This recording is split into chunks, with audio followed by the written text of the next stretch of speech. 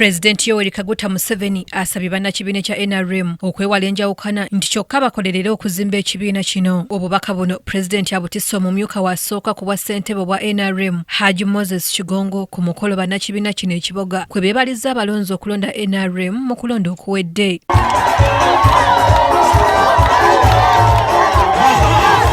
Kigongo ategeezezza nti ekibiina eky'ebyobufuzi kizibu okugenda mu maaso nga bannakibiina balina enjawukana, bw'atyo ng'asabye bannakiboga okukola ekibatwala mu maaso oluvannyuma lw'ekiseera ky'okulonda okuggwa. Agendamu abalonzi bakubira omulanga ebyokulonda biwedde.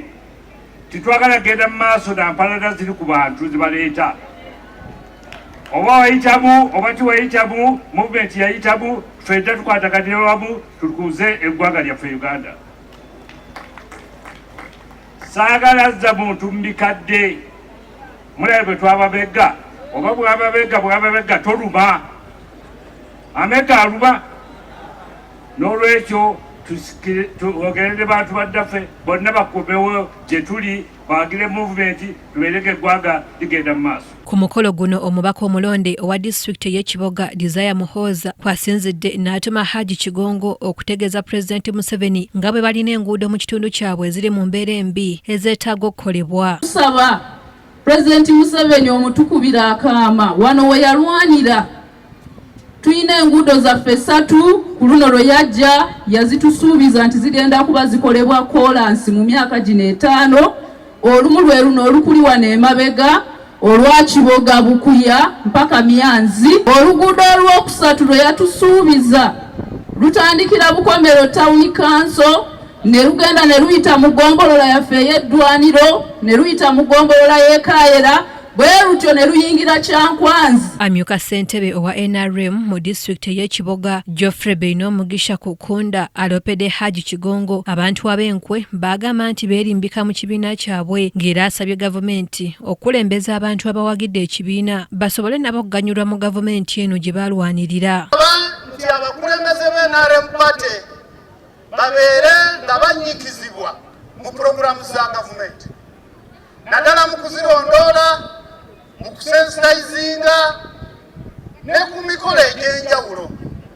Tuleme kujjukirwanga mu kunoonya akalulu naye ate mu kulwanirira pate n'okutraininga abantu n'okubagulira ebirungi ebya pate byeri mu kukola. Bannakibiina kya NRM mu ngeri y'emu okusinziira mu kitundu eky'ebusujju balangiridde okubanja obuwanguzi bwe bagamba okuba nti omuntu waabwe Vincent Nyanzi bw'amunyagibwako ku kifo ky'omubaka wa palamenti. Mu kalulu kano mu Nanuupu David Lukyamuzi Kaluwanga ye yalangirirwa ku buwanguzi n'obululu 1,287 nga Vincent Nyanzi wa NRM yafuna obululu 1,153.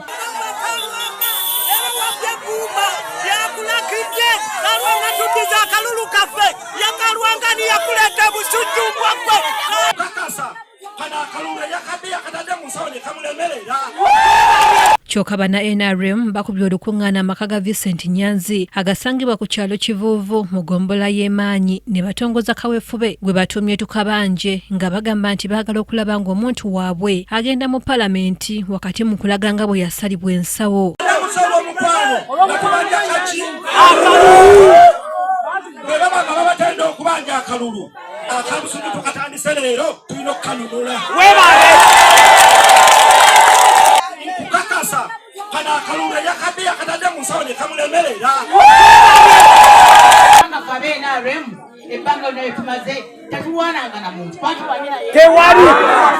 President Yoweri Kaguta Museveni amakagano ge tulimu wano wa mwami Nyanzi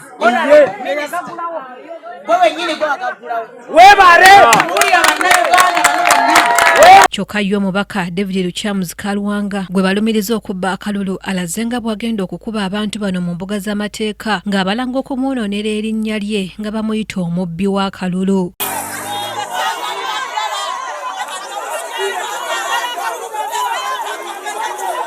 Anetina Kaibaale yakusakidde eggulire lino ku lwa KTV amalindirire.